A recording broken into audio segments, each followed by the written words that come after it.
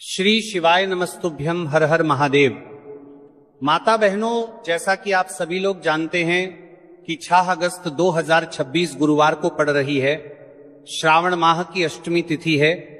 और माता बहनों, यह वह गुरुवार अष्टमी तिथि है जो श्रावण मास में पड़ने वाली सबसे बड़ी तिथि है और इसका बहुत ही बड़ा और विशेष महत्व होता है।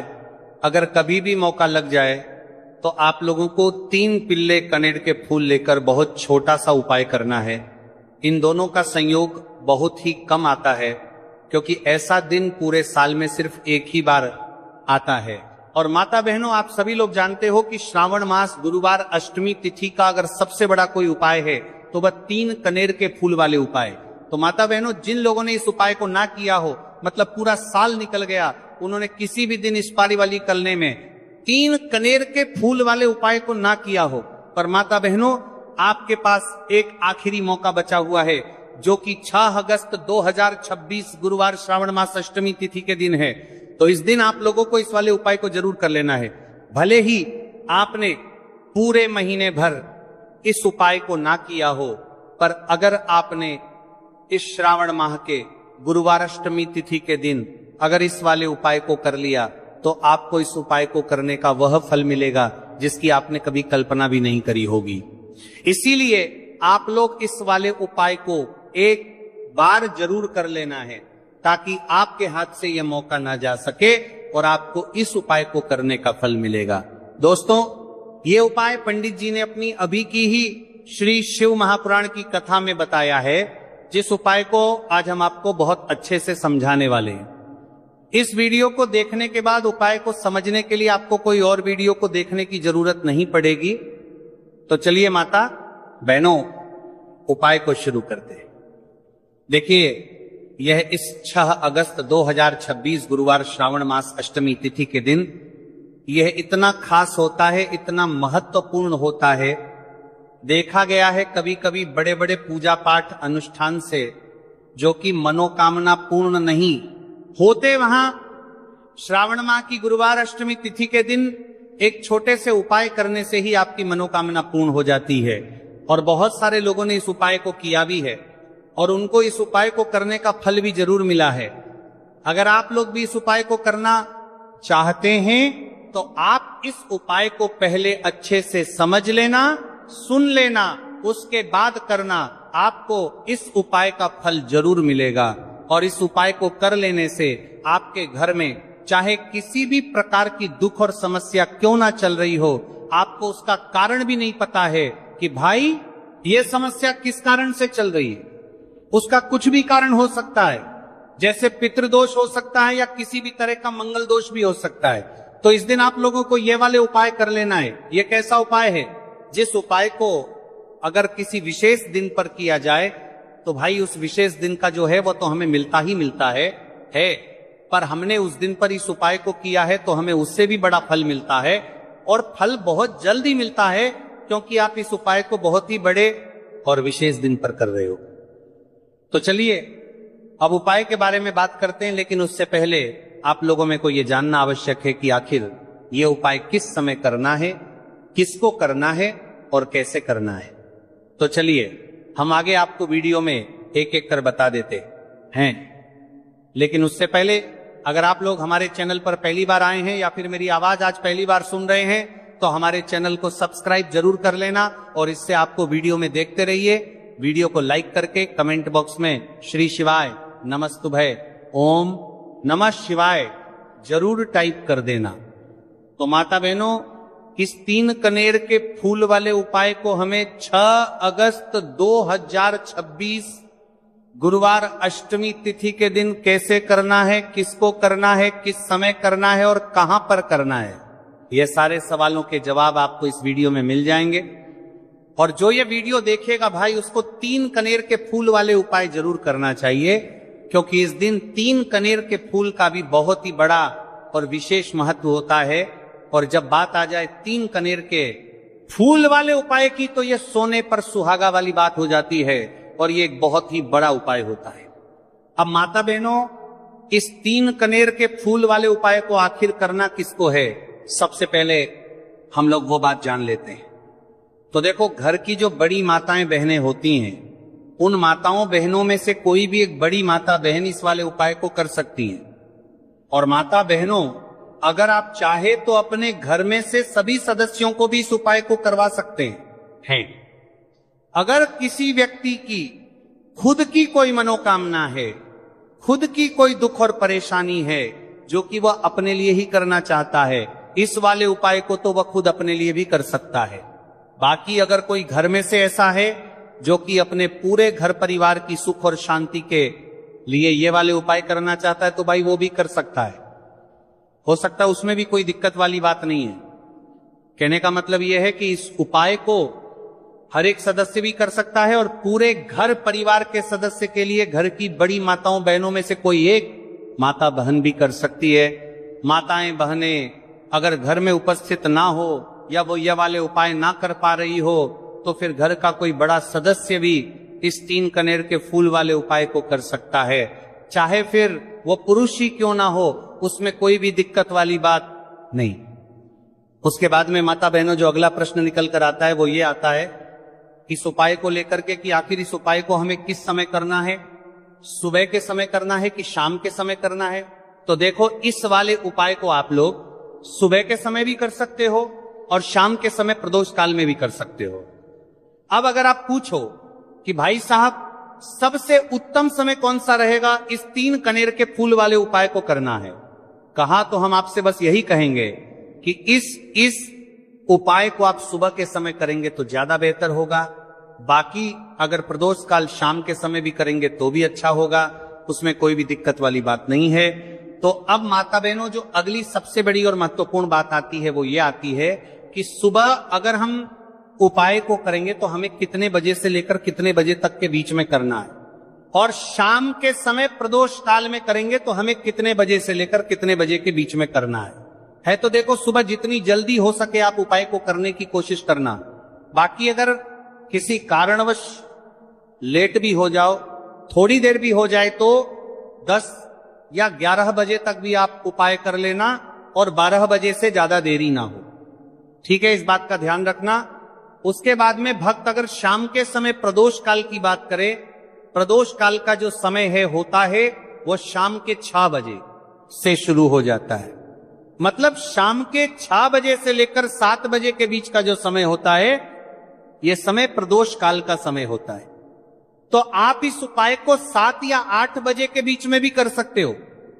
मतलब शाम के 6 बजे से रात 8 बजे के बीच में आप कभी भी इस वाले उपाय को कर सकते हो, उसमें कोई भी दिक्कत वाली बात नहीं है। अब देखिए, यदि हम किसी भी प्रकार के उपाय को निश्चित दिन और निश्चित तिथि पर करते हैं तो इसका हमें बहुत अधिक लाभ मिलता है और इन उपायों को करने के बाद हमारे जीवन में बहुत अधिक परिवर्तन आता है। साथ ही साथ ये जो उपाय है आपके जीवन की सारी परेशानियों और सारी बाधाओं को दूर करने वाले हैं। तो माता बहनों, आज के इस पूरे ही वीडियो में हम आपको 3 चमत्कारिक उपाय बताने वाले हैं और ये तीनों ही उपाय बहुत ही खास और बहुत ही ज्यादा विशेष होने वाले हैं। तो चलिए जानते हैं सबसे पहले उपाय के बारे में। तो शत्रुओं ने अगर आपको भी परेशान कर रखा है तो 3 कनेर के फूल वाले बहुत ही छोटा सा उपाय आपको करना है। और ऐसा समझ लीजिए, जो आपके शत्रु है, जो आपके दुश्मन है, जो आज आपके पीछे हाथ धोकर पड़े हैं, हर तरफ से आपको परेशान कर रहे हैं, अब उनकी खैर नहीं समझ लीजिए। अब उनकी सारी ताकत खत्म होगी, सारी शत्रुता निभाना भूल जाएंगे, उनकी सारी अकड़ निकल जाएगी।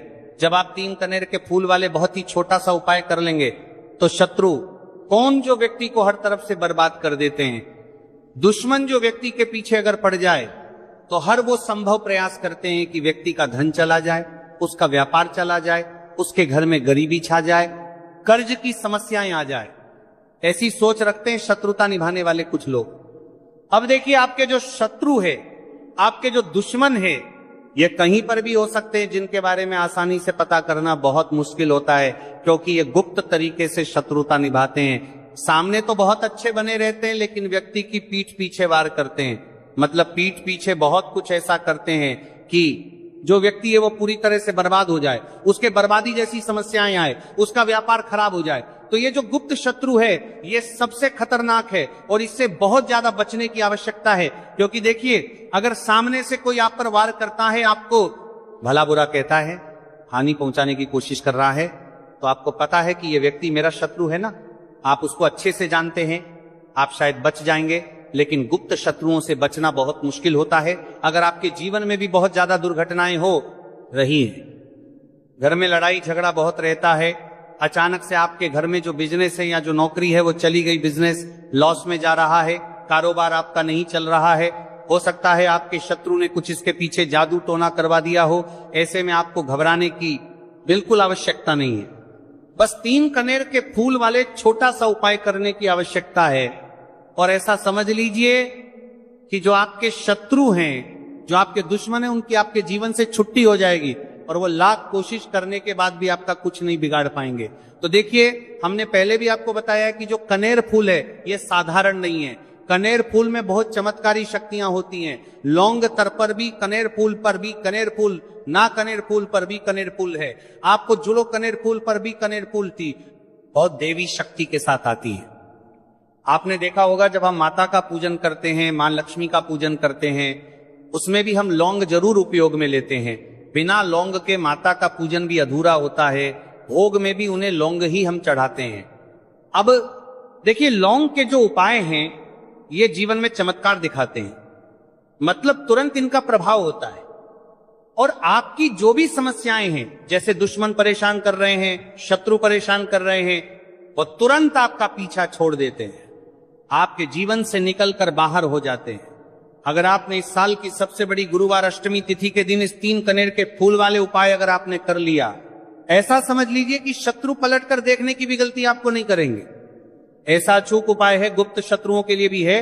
और सामने से अगर आपके शत्रु आपको या आपके परिवार को हानि पहुंचाने की कोशिश कर रहे हैं, उनको भी जीवन से दूर करने के लिए आप इस उपाय को करें। इस उपाय को इसके अलावा किसी भी दिन आप कर सकते हैं, पुरुष महिला कोई भी इस उपाय को कर सकता है।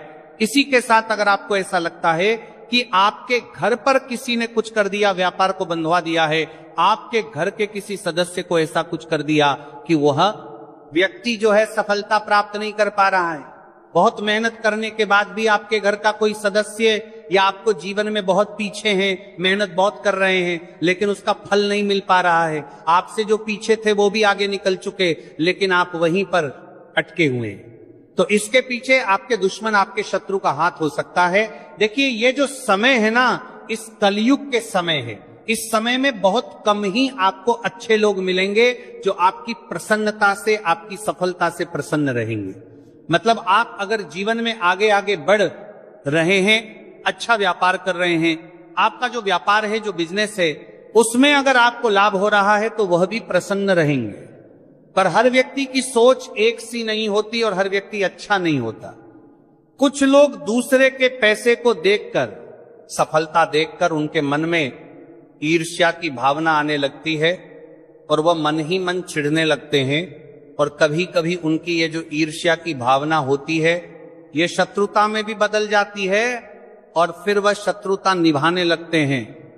कैसे करके इस व्यक्ति को पीछे लाया जाए, इसे नीचे गिराया जाए, इसके धन की हानि की जाए, ऐसी सोच शत्रु रख लेते हैं। अब देखिए, चाहे आपके शत्रु कितने भी पावरफुल हो, कितनी भी ज्यादा उनके अंदर ताकत हो, या कितना भी बड़ा किया कराया उन्होंने आपके व्यापार पर, आपके ऊपर करवा रखा हो, घर के ऊपर करवा रखा हो, सभी कुछ दूर होगा जब आप 3 कनेर के फूल वाले ये उपाय कर लेंगे। तो चलिए जानते हैं गुरुजी द्वारा बताए गए सबसे पहले उपाय के बारे में। देखिए, इस उपाय के लिए आपको सिर्फ 1 लोटा जल ले लेना है और 3 कनेर के फूल ले लेने। गुरुवार अष्टमी तिथि के दिन किए जाने वाला ये सबसे अचूक और सबसे खास उपाय है, इसलिए आपको 3 कनेर के फूल कहीं से भी ले लेने हैं। 3 कनेर के फूल आप चाहे तो फूलों की दुकान से ले लें, या फिर आपको नहीं मिल पाते तो शिवलिंग के ऊपर जो कनेर के फूल चढ़े हैं उनको उठाकर जल से शुद्ध करके फिर आप उसका भी इस्तेमाल कर सकते हैं। देखिए, आप जो जल लेंगे वो आपको तांबे के पात्र में लेना है और अपने किचन से लेना है। अब सिर्फ ये 2 सामग्री लेकर आपको शिवालय पहुंच जाना है। माता बहनों, इस उपाय को आप सुबह करना चाहे तो सुबह कर ले और शाम को करना चाहे तो शाम को कर ले। पूरे दिन में किसी भी समय आप इस उपाय को कर सकते हैं। अब देखिए, शिवालय पहुंचने के बाद सबसे पहले आपको एक काम करना है कि आप दक्षिण दिशा में बैठ जाइए और उत्तर दिशा की तरफ अपना फेस कर लीजिए। अब आप जो 3 नारूस प्रचास कनेर के फूल लेकर आए हैं, इनमें से आपको को एक एक कनेर का फूल शिवलिंग में जो महादेव का परिवार होता है उसमें समर्पित करते जाना है। देखिए, पहले फूल आपको शिवलिंग में जो दाहिने साइड वाला कोण होता है, जिसे श्री गणेश जी का स्थान कहते हैं, वहां पर ये पहला कनेर का फूल समर्पित कर देना है और श्री शिवाय नमस्तुभ्यम मंत्र का स्मरण कर लेना है। और फिर दूसरा कनेर का फूल आपको श्री कार्तिकी जी वाले स्थान में समर्पित कर देना है और श्री शिवाय नमस्तुभ्यम मंत्र का स्मरण कर लेना है। फिर तीसरा कनेर का फूल आपको माता अशोक सुंदरी वाले स्थान में समर्पित कर देना है और श्री शिवाय नमस्तुभ्यम मंत्र का स्मरण करना है। देखिए, जलधारी के बीच वाला जो स्थान होता है वो माता अशोक सुंदर का स्थान कहलाती है और यहीं पर आपको तीसरा कनेर का फूल समर्पित करना है, देना है। इसके बाद इस शिवलिंग से 2 फूल आपको और लेना है, क्योंकि हमारे पास मात्र 3 ही फूल थे ना, तो ले लिया। फिर चौथा कनेर का फूल आपको माता पार्वती के हस्त कमल में समर्पित कर देना है। देखिए, शिव पिंडी जिस स्थान पर रखी रहती, यानी शिवलिंग जिस स्थान पर जुड़ा रहता है, उस पूरे गोल गोल वाले स्थान को माता पार्वती का हस्तकमल कहते हैं। और चौथा कनेर का फूल आपको यहीं पर समर्पित करना है और श्री शिवाय नमस्तुभ्यम मंत्र का स्मरण कर लेना है। इसके बाद आपको 5वां कनेर का फूल शिवलिंग के ऊपर समर्पित कर देना है और महादेव से अपनी मनोकामना बोल देनी है। देखिए, यह उपाय उन लोगों को करना है जिनकी कोई विशेष मनोकामना है जो अभी तक परिपूर्ण ही नहीं हो पा रही है। बहुत सारे उपाय कर चुके हैं, बहुत सारे टोटके कर चुके हैं, तो मैं कह रहा हूं कि ऐसे लोगों को यह विशेष उपाय गुरुवार अष्टमी तिथि के दिन जरूर करना चाहिए। 5वां फूल समर्पित करते हुए, यानी शिवलिंग के ऊपर रखते हुए आपको अपनी मनोकामना बोल देनी है और यह फूल शिवलिंग के ऊपर समर्पित कर देना है। अगर आप शिव परिवार के बारे में नहीं जानते हैं तो सामने स्क्रीन पर आपको एक पिक्चर दिखाई जा रही है। इसमें पूरा शिव परिवार दिखाया जा रहा है कि कहां गणेश जी का स्थान होता है, कहां कार्तिकेय जी का स्थान होता है या फिर कहां माता अशोक सुंदरी का स्थान होता है। सारे स्थान आपको दिखाए जा रहे हैं। इनमें से जो भी स्थान में अभी आपको फूल समर्पित करते हुए दिखाया गया है, उसी स्थान पर आप फूल समर्पित कर दीजिएगा। अब इसके बाद आप जो लोटा जल लेकर आए उसको पहले श्री गणेश जी वाले स्थान में थोड़ा सा समर्पित कर दीजिए और श्री शिवाय नमस्तुभ्यम मंत्र का स्मरण कर लीजिए। फिर थोड़ा सा जल आप श्री कार्तिकेय जी वाले स्थान में समर्पित कर दीजिए और श्री शिवाय नमस्तुभ्यम मंत्र का स्मरण कर लीजिए। फिर थोड़ा सा जल आप माता अशोक सुंदरी वाले स्थान में समर्पित कर दीजिए और श्री शिवाय नमस्तुभ्यम मंत्र का स्मरण कर लीजिए। फिर थोड़ा सा जल आप माता पार्वती के हस्त कमल में समर्पित कर दीजिए और श्री शिवाय नमस्तुभ्यम मंत्र का स्मरण कर लीजिए।